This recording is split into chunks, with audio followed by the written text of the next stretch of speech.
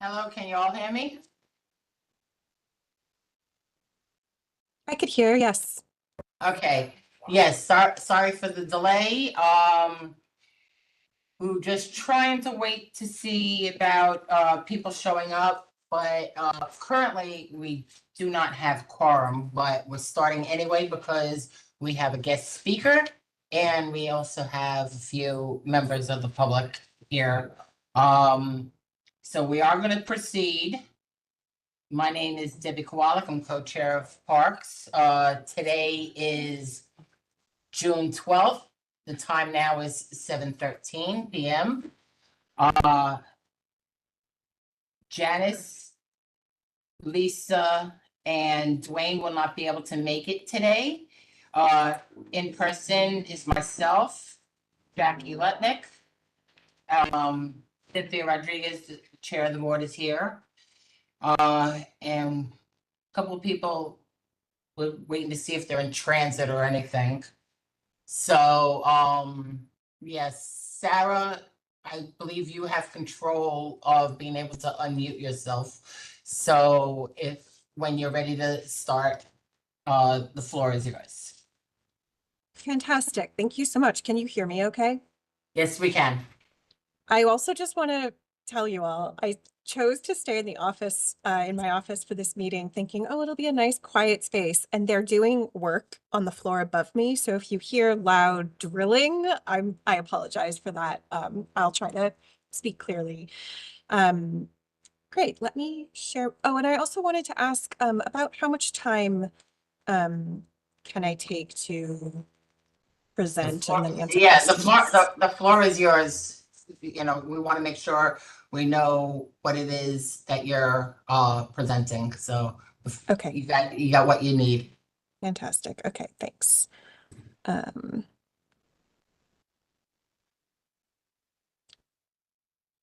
let's see. Okay, are you seeing the urban forest plan presentation? Yeah, it looks like it. Yes. Okay, fantastic. Well, I just first wanted to say thank you so much for inviting us to speak with the Parks Committee of CB11 tonight about the Urban Forest Plan.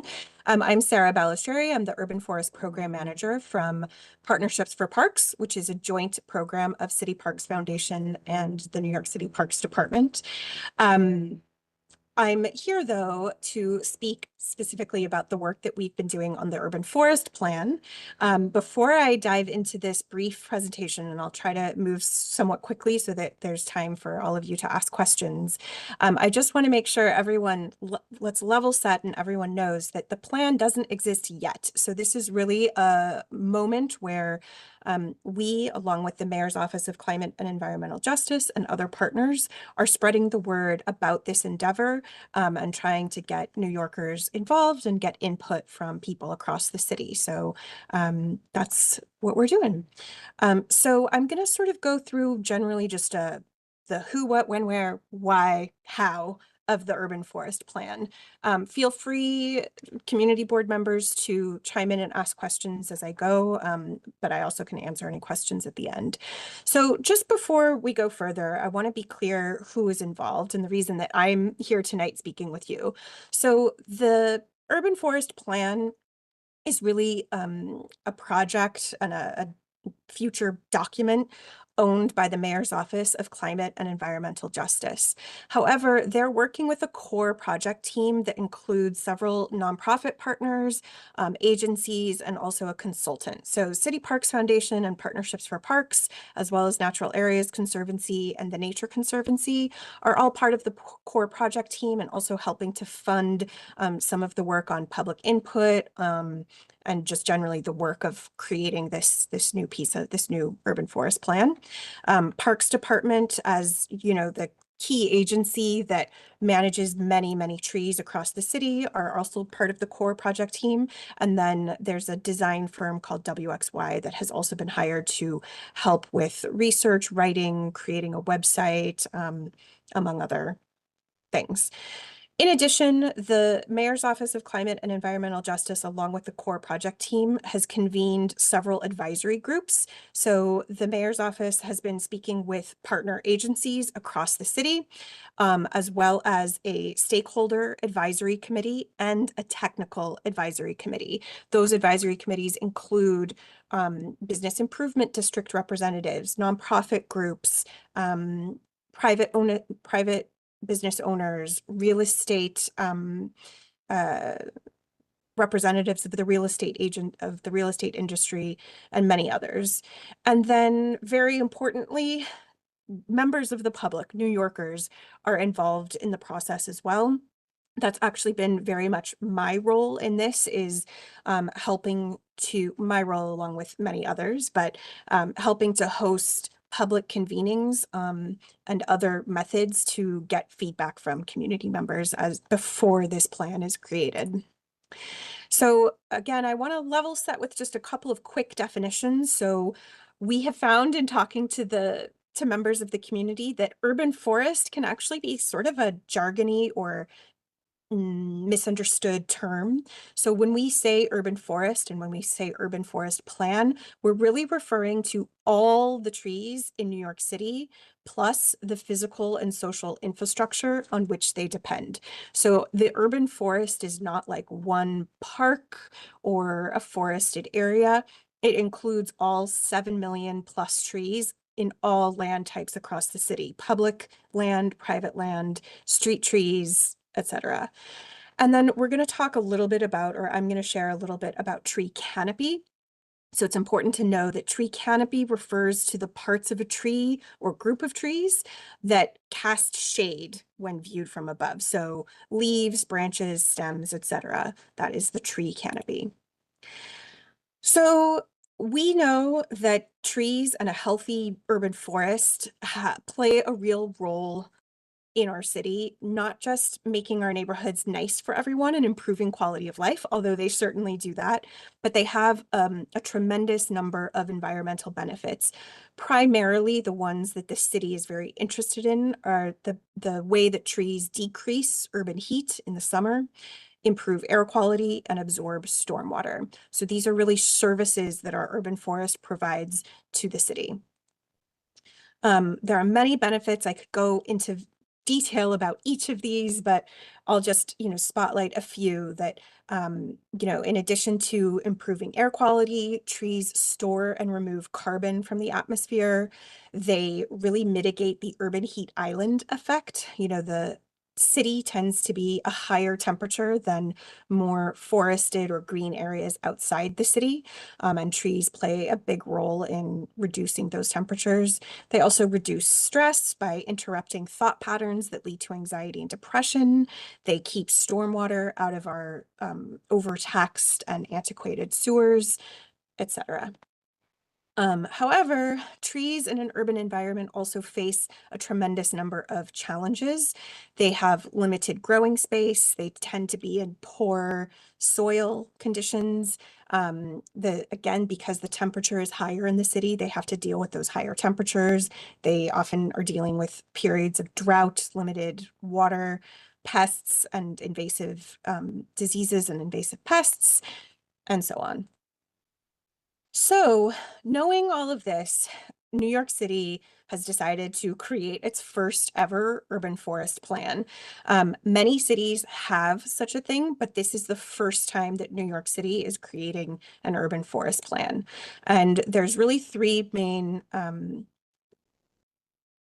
goals of the urban forest plan, which is to outline strategies to protect, care for, and equitably expand tree canopy cover to 30% of New York City, to build partnerships among stakeholders. So to help clarify the ways that city agencies, nonprofits, environmental justice organizations, private landowners, and community members are all kind of working together toward a common set of goals around tree care and urban forest expansion.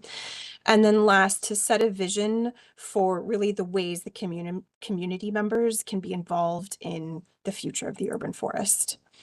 So why is this happening now? So there's a few reasons. One, in April 2023, New York City released Plan YC, Getting Sustainability Done, which named a number of strategies to make the city more resilient in the face of climate change and more sustainable. One of the goals that was stated in that report was to achieve 30% tree canopy cover. Then a little bit later in 2023, City Council passed Local Law 148, which codified this goal of equitably expanding the urban forest canopy cover to 30%. And that law called for an urban forest plan to be created and then revisited every 10 years and informed by public input. And then last, in 2024, EJ NYC, the Environmental Justice NYC report, found, it confirmed something that, you know, has been shown many times in many research studies across the country, which is that the distribution of urban tree canopy coverage is lower in areas with lower household incomes and higher percentages of people of color. And so the forthcoming EJ NYC plan will propose actions to address these injustices. And, you know, this really, again, it's not just about trees being nice to look at, making streets feel nicer.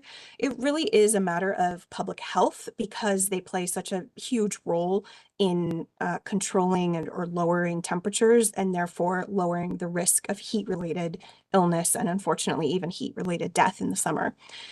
So going a little deeper on when or what the process looks like. This really kicked off in earnest toward the beginning of this year when those core project partners got together and started doing the work. In April, we kicked off this period of public engagement, public input, as well as our advisory groups. We held a borough kickoff, one in every borough, as well as a virtual one. And in addition, there have been many different workshops and events that the public can attend to give their input.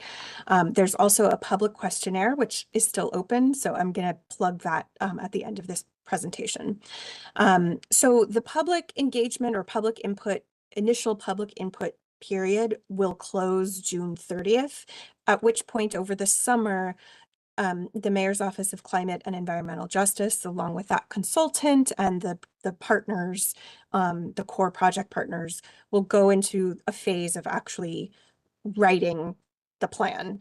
That will probably be released in phases, where they might initially release a core set of recommendations, followed by the publication of a more complete report in maybe winter 2025 or potentially into 2026. If you'll give me another couple of minutes, I'll share just a little bit of data about tree canopy and the urban forest. So I've talked a lot about this 30% goal.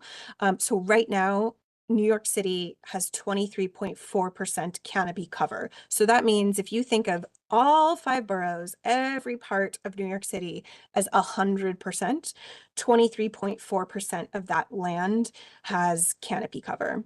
And so the goal is to get it to 30%. How do we have 23.4% canopy cover? Well, that's 7 million trees, more than 7 million trees create that canopy cover. And that's about 45,000 acres, which I don't know about you, but I don't measure things in acres very often. So that's approximately the size of the borough of Brooklyn. So some good news is that between 2017 and 2021, tree canopy cover did increase in the city. It increased by 1.2%, which brought us to that 23.4% number. If you're wondering, like, oh, why do we only have this data in these increments? It's because canopy cover data is collected through a process called LiDAR, where they essentially send aircraft over the city to take complex images that allow us to see the basically what is tree cover versus what is something else. So they can analyze and tell what's a shrub, what's a plant, what's the top of someone's head, what's a dog running down the street versus what's actually tree canopy cover. So this is a painstaking, very involved and expensive process. So they collect this LiDAR data every 5 years. Again, I want to reiterate that there are many types of land areas or types of canopy cover in New York City. We're not just talking about parks and street trees. We're also talking about forested natural areas, the trees in people's yards, plus street trees and landscape parks. Right now, 58% of our canopy cover in New York City is in city-owned property. So those are our parks and other city-owned pieces of property, whereas 34% is on privately owned property. And then in addition, there's about 2.6% on federally owned property and 5.7% on state-owned property. So this is what canopy cover looks like across the city as of that 2021 LiDAR data. So you can see the areas of darker green have more canopy and lighter green and yellow have less canopy. So you can kind of pick out like Central Park, Prospect Park, etc. And then this map shows how canopy cover changed in that 5-year span between 2017 and 2021. So you see quite a bit of loss out in Eastern Queens and parts of Manhattan. And then we can zoom in and look at the Bronx. So this is percentage of canopy cover by census tract in the borough of the Bronx. Again, you can kind of pick out your beautiful forested park and large park areas, but then we see lots of areas that also have quite low canopy cover, less than 12%. And then this is the change in that 2017 to 21 period in the Bronx. A lot of folks want to know why, like what happened to create this change, and that's still sort of in analysis. It's not always immediately clear what led to canopy loss in a specific area. So that's being researched and they're trying to understand it more. And then last, but very importantly, before I answer any questions you have, I just want to make sure to reiterate that it's kind of exciting that, you know, the city's actually trying to reach out to New Yorkers before the plan is written and really hear from people about experiences they've had, challenges, and their hopes for how this new urban forest plan can potentially serve them and their neighborhoods and their communities. So there's a website, urbanforestplan.nyc. The mayor's office is posting about this endeavor on social media accounts across social media at GreenYC. And then very importantly, I hope everyone in this meeting will complete the Urban Forest Plan questionnaire. The QR code is here, but it's simply inform.urbanforestplan.nyc. This is only open until June 30th. So please complete the questionnaire and send it to 3 friends, 5 friends and family, 10 colleagues, friends, family. Please spread it around. The last I checked, which was, I have data from Monday, there were less than 2,000 responses to the questionnaire, and in a city of, 8 million plus people, we're really hoping to get more responses. And then last, I'll just share that the questionnaire is available in 10 languages. So that's available for our folks who are more comfortable responding to a questionnaire in a language other than English. And with that, I'll just say again, thank you for inviting us to this meeting and for giving me this time. And I'd love to answer any questions you have. And I will stop sharing. Thank you very much. And one reason why we wait until the end of you speaking to ask the question is that I was starting to write a question and then on page 25, you already answered it. I was going to ask if you had the questionnaire in multiple languages. Yes. Number 1, are you able to send us like the PDF so that maybe we can put a page or 2 of this on a social media page that we can share and spread out, especially like say the survey page or stuff like that? I'd be happy to. I actually have a little social media kit that has language from the Mayor's Office of Climate and Environmental Justice, as well as little graphics that you can use. So I'd be happy to share that with you. That'd be awesome. For what it's worth, I did share the link to our Facebook page about 4 days ago, so. Fabulous. I bet we'll see a little uptick in the next report. Thank you. I was a little curious as when you had the pie chart, what really constitutes within New York City, what's really constituting, say, a state property and a federal property? Like where on the map is that? That Yeah, that's a good question. So there are many parks that are either state or are there federal parks? Yeah, I believe so. Like isn't Governor's Island, I think might be one of them that's considered like federal land. Yeah. And then state parks are that's mostly, I think it would be federal and state parks that's constituting that I canopy think cover. Roberta Clemente, yeah, I think Roberta Clemente would be state and Governor's Island is federal. Okay. All right. So that's an Um, example. There might be others, but yeah, it's probably mostly parkland. Got any questions? No, but Kay does. Yeah. Yeah, I do have one. I know that you mentioned that it's still being researched, like what the cause is of this loss of forestry or parks or trees. Mhm. Do we have a certain number of, differentials and theories? Is it development? Are we seeing it more in areas with more development? Are we seeing Right, it when in I s- areas with, I don't know, the lantern flies or, It's do a we have great the question. cause? Let's see. And this, Like page this, 21 or something? yeah. So it's a little, this map isn't as detailed since it's for the whole city and not borough by borough, but I've heard that they have pretty much concluded that this large amount of loss in Eastern Queens is mostly attributable to development.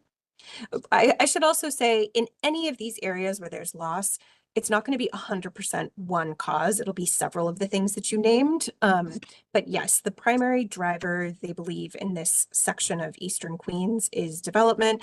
In the map that's Queens specific, which I don't have in this slide deck, but you actually can see little pockets here on in the Yeah. Rockaways, and that's possibly, I don't know that they have fully like proven this, but I think the operating theory is that we know a lot of trees were lost, maybe not immediately after Hurricane Sandy, but in the years following that, because it was flooded and over time the roots were essentially damaged by all that salt water. So that's a cause in that region. And I can't really speak to the Bronx specifically and what the causes might be in those areas of the Bronx. I would have thought that was Thank on the you. Bronx map. I would have thought that was also development because there's a lot of buildings being put there. Don't they get old? Don't the trees get old and have to be replaced? Don't they get old when they? Yeah, but there are still trees that are like 100 years old around. That's definitely a part of it though. Like trees don't live forever, especially in an urban environment that's very challenging. Trees do age out. And so that's potentially, and I would say hopefully, one of the issues that we'll see addressed in the urban forest plan is how to actually plan for these cycles of, mature trees kind of aging out, and being sure to replace them earlier, because you can't replace 100-year-old tree with a little sapling and get the same environmental benefits. It takes a long time. I did see like when they were redoing Pelham Parkway by the I-95, they put a bunch of trees, but then they also fenced it in from the humans. So hopefully those trees will. I don't think that's a permanent thing. No, yeah, Yeah. no, actually one of the fence looks pretty permanent. One thing I would suggest to anyone here or online is that, the city does have, although imperfect, the city does have resources for people to be a little proactive in terms of trees, right? If you see a tree that might look like it's infested, or it might look like it's aging, or it might look like it's, pulled up or whatever, 311 is a resource that we can at least start, kind of building a paper trail to. Right, I point that understand out. paper trail, but I've seen many sapling trees Mhm. vandalized. And I call 311 to start that paper trail. And it's like pulling teeth. Yeah. It's like pulling teeth. And This, and I've seen the trees ignored, the damaged trees ignored for at least 2 to 3 years until something finally gets done.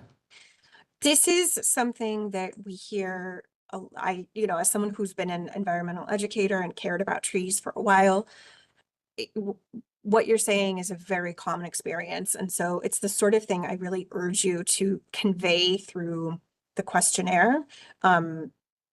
We really need the writers of this plan to hear the frustration, I would say, from, folks who care about trees and are trying to do the right thing, but find that there's just not enough follow-up. And I'll say a lot of times when we're talking about street trees, at least, that's because there's just not enough resources in the Parks Department to, adequately follow up with all of those, all of those instances of vandalism, et cetera. But that's a really important issue that I hope also we, move towards solving through the urban forest plan. And I just pulled this up because in addition to 311, you can pull up the New York City tree map, which I put the link in the chat, I believe, but you can find it just by Googling New York City tree map. This will show every street tree. And I think at this point, it now has every park tree as well. And what's kind of cool is you can click on a dot, which brings you to a specific tree. And if you see up here, there's a little button for report problem. So let's say there was a bike chain locked around this tree and it was starting to kind of choke it. You can actually report the problem specific to that tree on the map. And it just sort of helps ensure that if they do go follow up, they'll be looking at the exact right tree. And it also leads you to a list of sort of common complaints. Do you wanna go to case? Yeah. Kay, hold on a second.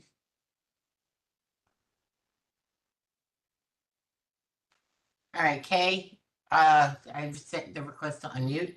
Hi, I need more Okay. than 2 minutes, if that's okay. We'll start with 2 minutes and then we'll see from there.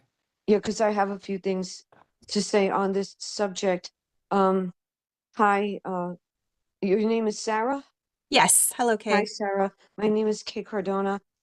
Just to let you know a few things, the drones with LiDAR, and I'm going to go into the park stuff in a minute. The drones with LiDAR are generally used for geological and archaeological things. So I'm really surprised to hear that they were doing it like for tree canopies, but it's really interesting that thank you for that fact. Okay, so point number one, way back, you're probably too young, you were probably maybe a kid or a teenager, but when Bloomberg first took office, his first term, he started the initiative of 1 million trees. Somewhere around that time, I did 2 terms of AmeriCorps service through a local nonprofit. And one of my designations was environmental. And my supervisor, I had spoken to him about the condition of trees on Bronx Park East and Pelham Parkway. He pulled in a group of people. They were all from different agencies. These groups of people came with tubes, like architects have with plans in them and stuff. And they showed me all the different things. They did a study. So we walked Bronx Park East, we did the Parkway. And one of the things they told me is that when they were doing Pelham Parkway and enhancing it in around the 1950s, the trees that they had planted, and a lot of them are still standing today, were only meant to live about 50 years. And in the 80s or early 90s, they should have been removed and replaced with different breeds and younger trees, which never happened. So this is why if people are complaining, a lot of the times is that these trees have lived many years beyond what they were supposed to. Then you have people abusing the trees. They're picnicking, they're barbecuing, they're walking their pets. The pets are using them as bathrooms. People are putting charcoal on like where the trunks of the trees are. So, and that's very, very bad, for the trunks and for the roots. It's just, there's a lot of different things. As far as where you see pockets, it's like you said before, there's too much development going on in certain areas. And most of those areas are the lower income areas where you already didn't have a whole lot of tree coverage and like park space. So if you're going to keep developing and developing, I don't know where they plan on putting extra greenery. So these people are breathing in from highways and whatever else, all kinds of pollution. You maybe have factories in those areas too. If we could maybe reduce some of the urban development a little bit, because you're really just not going to be able to house all the people that they say they're going to house. Why don't we look at what, your agency and the other agencies have been saying, and maybe plant some more greenery that might be more useful. So with going back to Bloomberg's million trees, have all those million trees been planted over all these years from, like, let's say 2002, 2003? Have all the million trees been planted yet? And there was a stewardship program. I took a workshop during a Bronx Speak Up at Lehman College when he first did this program, and I was a tree steward. I'm wondering if maybe doing that program over again, getting people excited and taking care of. I know Bronx Park East Community Association, I was one of the original members. I was never on the board, but one of the things we used to do with one of the original founders was we would go around the different neighborhoods. We did on Barnes Avenue, by the Parkway, we did different blocks, and we would tend to the street trees. And some of them, the earth was so hard you couldn't even get through it to aerate the soil because of people abusing the trees. So I was also wondering about the stewardship program. Can they bring that back? You have a whole new generations of people. Maybe we get some of these younger people excited in it. And let me see, do I have any other questions? I hope not, because I'm taking up a lot of time. Anyway, I think that's it. Thank you so much for hearing me. Thank you.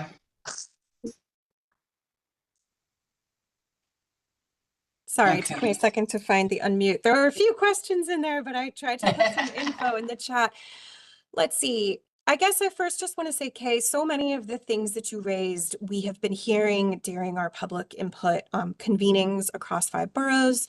And so, again, I just want to reinforce you're not at all alone in naming these concerns. And I encourage you to fill out the questionnaire, and there are closed questions on it, but there's also like open response questions where you can type your thoughts. So please, and those are getting looked at, I promise you.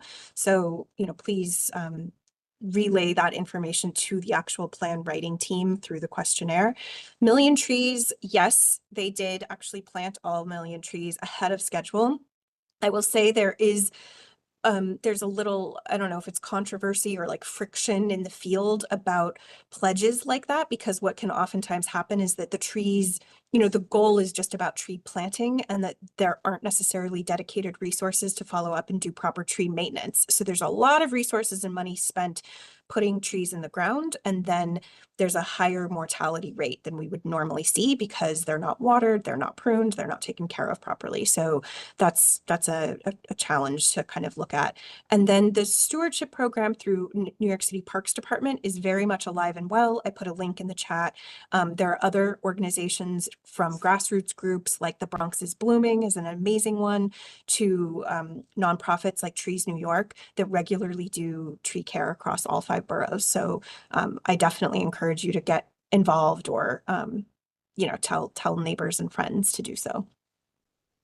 When you mentioned the million trees, like I said before about seeing vandalized trees, I know the vandalized trees were part of the million trees.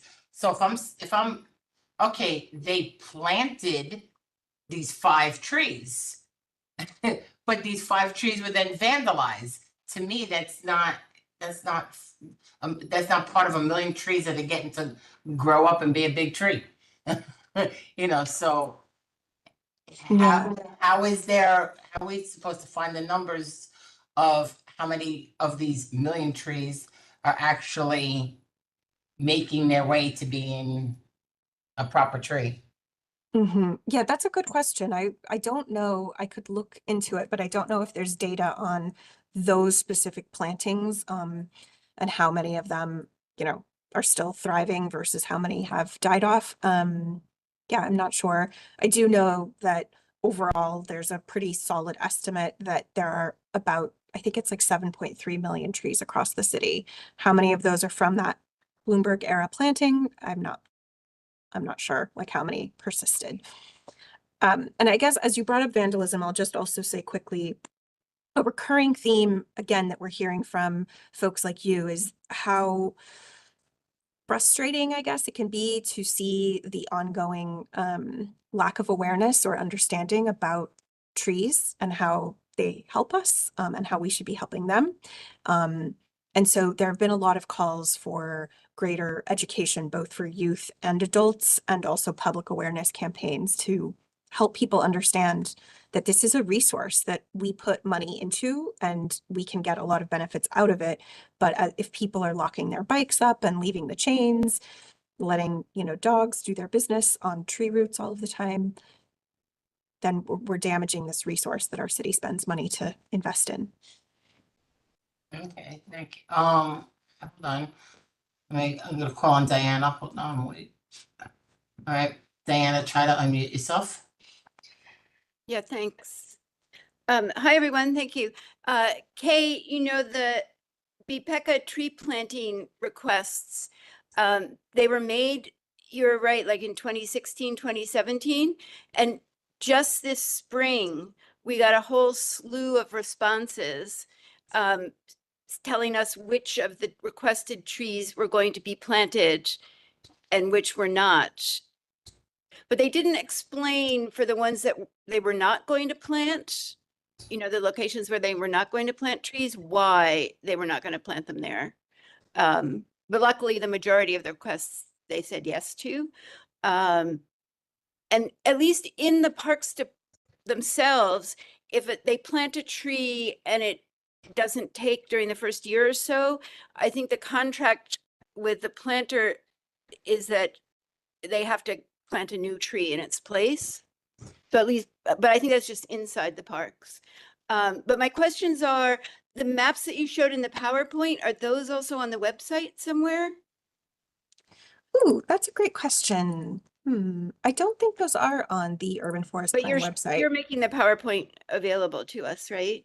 I can, I want to just check with the Mayor's Office of Climate and Environmental Justice that kind of owns these materials. I'm Oh, sure okay, that that's they'll where be it came fine, from. but Okay, we it might be collaborated. on their but website then.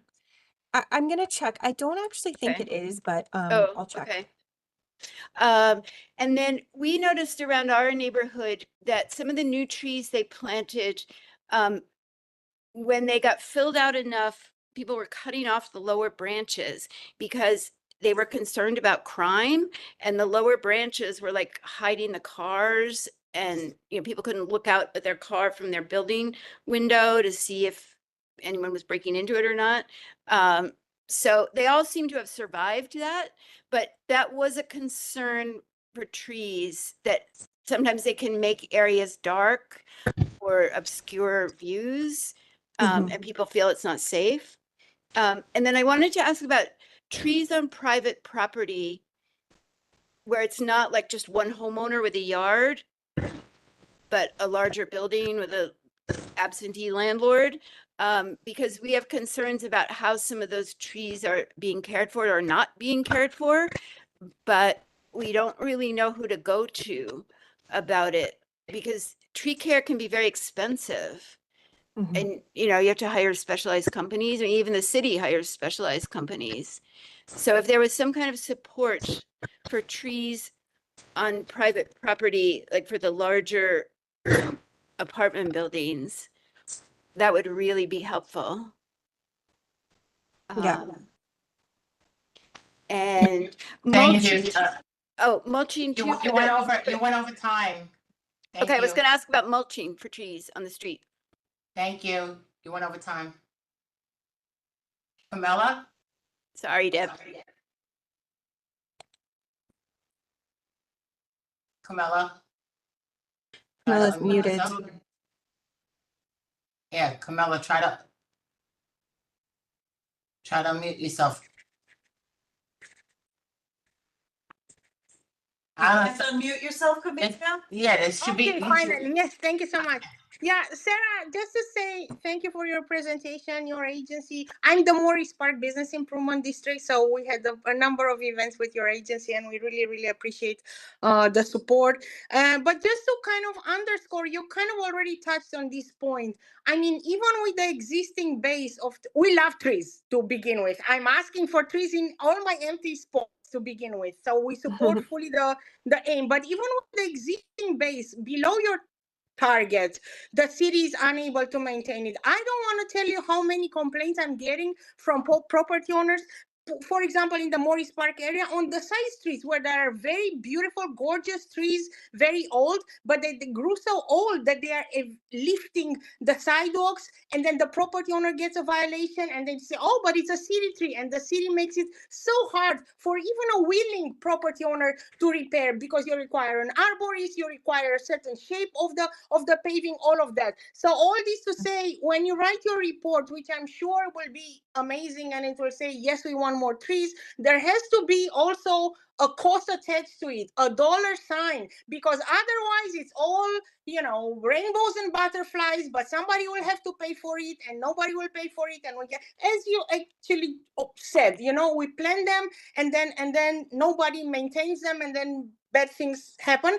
And also, I think Kay had a very interesting point there, in that a lot of the trees that were planted during Bloomberg in the early phase kind of reached the maturity stage. And now we see at storms, etc., branches falling, cornered lines falling because of trees that fall out of the blue, essentially. So again, to point on maintenance there, and the budget that is associated with not only planting these trees, but in a capital perspective, I don't know, 5 to 10 years of maintenance on them. And other than that, kind of to throw it back also a little bit to the community board, you already said the point about education, etc. We had an event at Loreto Park, and we were fortunate to get a horticulture team from Parks to help us. They went to the beautiful tree next to the most used playground, and they said this tree pit was not touched in a decade. That's the tree right next to the playground. So, and I think it's there where local organizations and community boards have to work a little bit harder to create friends of sort of type of groups that will go, once a month, once every 2 months, and freshen up a little bit the soil, add some water, plant a flower if they have the money. But you see what I'm saying? A little bit more community engagement. We've been in the Morris Park Avenue corridor area for 6 years now. At every event, rarely do I get volunteers. They are mostly young kids, but I don't see a sustained message. You see what I'm saying? In a more organized way. So I think that also should be something that you should put in your report, and better coordination from the borough level parks departments with entities such as community boards that have an important voice in the community to do more. And sometimes it's not even about the money, but it's about the organization and the sort of willingness to get a little bit dirty in there. Thank you. Thank you. Awesome. I'm happy to rapid fire answer some of those questions if you'd like, but I also just want to be respectful of the committee's agenda. Answer some of our questions. Okay, so I'll go back to, I think it was, Diana had some questions. So the thing on low branches, it's actually advisable in many cases to responsibly and correctly prune lower branches, because they often are getting damaged by car and truck traffic anyway, or they're impeding pedestrians on the sidewalk side. Trees New York, which I used to work for Trees New York, they license, they offer a course where you can get a license to prune street trees. And often what those citizen pruners are doing is pruning low branches. I'll also mention that the city has street trees on a 7-year pruning cycle. And that all branches that are lower than, I always forget this number, I think it's lower than 10 feet, they just automatically will prune them off when the tree comes up on that 7-year cycle, because they really do want the canopy to go higher so that the low branches aren't getting damaged or impeding views, like you mentioned. Mulch, it is possible to get mulch if you are a super steward, which I put the link in the chat above. The stewardship team at New York City Parks. They can, in some, they have limited capacity to provide like a large truckload basically of mulch to do street tree care in a particular neighborhood. Then let's see, there were questions about sidewalks and also private property, maintenance of trees on private property. I guess I'll just say to those that those are, again, like concerns that we have heard come up again and again.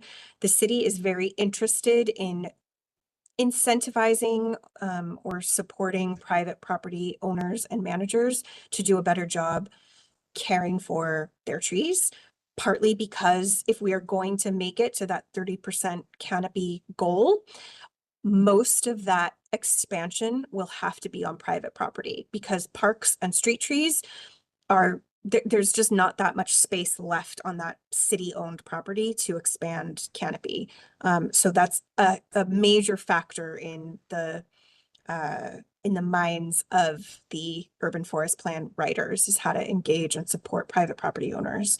And then last, Camelia, you spoke a lot about stewardship, and I'll also say, like, this is a major value and goal of the urban forest plan, is to, you know, outline ways to continue supporting and maybe even expand support for community stewards, because we know that, you know, Parks Department just doesn't have enough resources to do the kind of ongoing day-to-day maintenance. And so community stewards are a big part of that. And part of my job, once I sort of step away from this urban forest plan support, I will be designing and launching new programming at Partnerships for Parks that's specifically focused on tree care. I think I hit on a few things that came up. Do you have any questions or comments? No, I was just thinking, you know, I live in a co-op, so the trees that are there, I don't know, you know, what they had to go to get the trees there, because we had to, you know, and some of the trees are really low. Can we just, or who do we call to get the trees pruned, or? Yeah, this is sort of partly what Camelia, I think, brought up, is that on private property, like, that's, the city's not going to send someone to prune those trees. So that's really up to the property owner. And it can be costly. You know, I mean, I live in a co-op also in Queens. I've trained my co-op staff on tree pruning so that for at least those smaller jobs of just like, oh, it's a broken limb, or it's a low hanging branch, or it's hitting the window, they can easily take care of it without having to like call an arborist company in. Are they still doing that training? Yes, Trees New York. Yes, I'll put a link to that. Okay, so then they can have somebody willing enough at their co-op that could possibly get trained, and if their co-op board agrees, then they would be able to prune the trees in the co-op? I don't see why not. I mean, this training is specific to street trees, so the techniques really are focused on solving problems for our public street trees, but you certainly can extend that knowledge to trees on a co-op property. Like, that's, I've done it. I've, yeah, in my own experience. I'm sure some co-ops would not welcome that because of insurance and risk and that kind of thing. So it's really on a case-by-case basis. Right, that's what I'm saying. Just because somebody's getting trained doesn't mean they can go wheeling around a saw or whatnot. Fair enough, fair enough, yep. Yeah, any questions? Oh, really? These are such great questions. And I, again, just really want to encourage everyone to put Yeah, these, even if it's questions, put the questions into the survey. I just want to quickly jot down this link because I don't have access to getting any of this chat stuff after the fact. So I'm being a little old school here and writing it down. Okay. So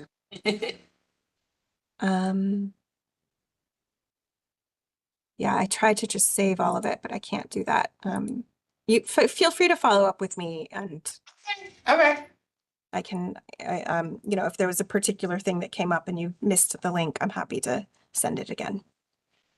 Thank you, Sarah. I really appreciate you all. Thank you.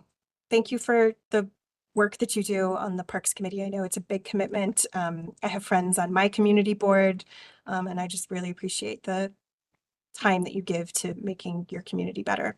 It's not thanked enough. Thank you. Thank you. This is very informative, and I mean, one of my favorite places happens to be Hunter Island off of Orchard Beach, part of Pelham Bay Park. And just the trees and the canopy that there, I just, and the silence it gives.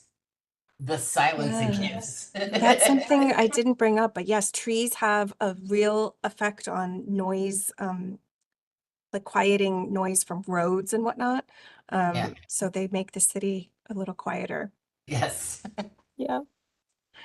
All right. Okay. Well, feel free to follow up if other questions come to mind. And just again, thank you so much. I really appreciate the time tonight.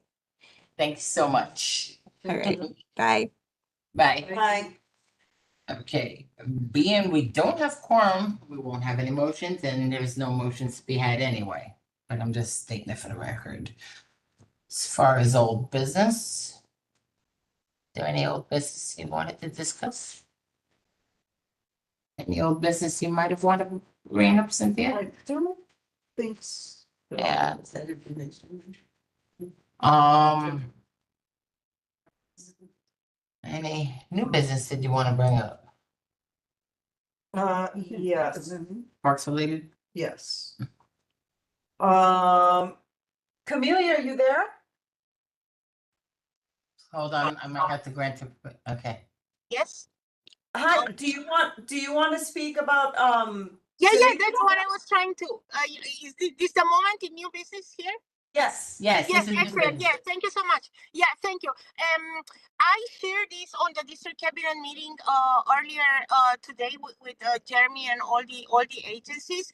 But I just wanted to also notify formally the Parks Committee. So we are Maurice Park Bid is very happy to confirm that even though the permit for our light installation at Loreto for the Pulse expired, we managed to secure another year of permit to put in an installation, and we will change the design of the Pulse to make it be a quote unquote new installation. It was the only way we were able to do this, but I hope this will bring one more year to the neighborhood. We only got positive responses. We only had a very little trouble during very rainy very intense rain events, but other than that, it was all good. And also to add that, I mean, I was kind of hoping that somebody from Parks would be there, Juan maybe, but just to anyway let you know, there is an issue with drainage at Loreto or with the catchment basin that is right kind of on the alley that is behind the house of the restrooms. And I went there on 2 days ago, kind of at night. It was an ocean, and then the next day in the morning it was a smaller ocean. And the staff person there kind of told me what was going on. So just for you guys to know, I will also reach out to DEP and FEC, which one of them actually has jurisdiction over doing the catchment basin. But yesterday was a big day for all kids because schools are now kind of ending. So the park was full with classes in the neighboring schools, but the surface was terrible. We are this downtown revitalization initiative of New York State. Deb was there, and Jeremy is part of the committee that will assess projects. We are pushing hard for the renovation of the main central area at Loreto. I put in a formal sort of referral also with Cynthia and Community Board 11 with pictures and everything. And we hope that our local electeds, both at council and borough level will support this, because what state wants to see is a little bit of money from local level so that they put in the state part of the money, but so that this gets done. So I'm asking for your support. Finally, one other thing, this Wednesday, June 18, Councilwoman Marmorato will have a concert at Loreto, so everybody most welcome to come. So that's all. Thank you. Any questions? I'm here. Hi, Camelia. So do you think it would be, I know we don't have a quorum tonight, but it's something that we can bring up at leadership before because I'm just thinking in terms of trying to do things before the end of the term. Would it be helpful for a letter of support from the community board so that we can kind of add that to the Right. Yeah, I DI? think, Cynthia, I think Jeremy is very plugged in the process. I mean, he's actually a formal member of the committee on behalf of CB11. Right. So I think what would be useful is literally inserting this in the annual community board statement of needs. So it becomes an item year after year after year, a request to the Parks Department. Because let's say we don't get this money for Loreto now, but it stays as a standing request, renovation of and upgrades to the central open field area at Loreto. So that has to be in all documents and all requests, budget requests that have to be put to parks, because either the councilwoman as part of her sort of annual expense budget or in the future capital request will be there. I checked online on capital projects, there's nothing planned for Loreto. So if we don't start pushing, God knows when, if this will ever be done. So just make sure that in your documents, the budget is a consistent line until the day it will get done. All right. But if I need a request, something in writing or whatever, I will let you know. But I don't think at the moment, it just needs to be on paper from CB11 in your budget request that this is a need. Got it. All right, thank you. Thank you. Okay, so that concludes the meeting. The time now is 8:09. Thank you all for joining. Have a nice weekend. Thank you, you too.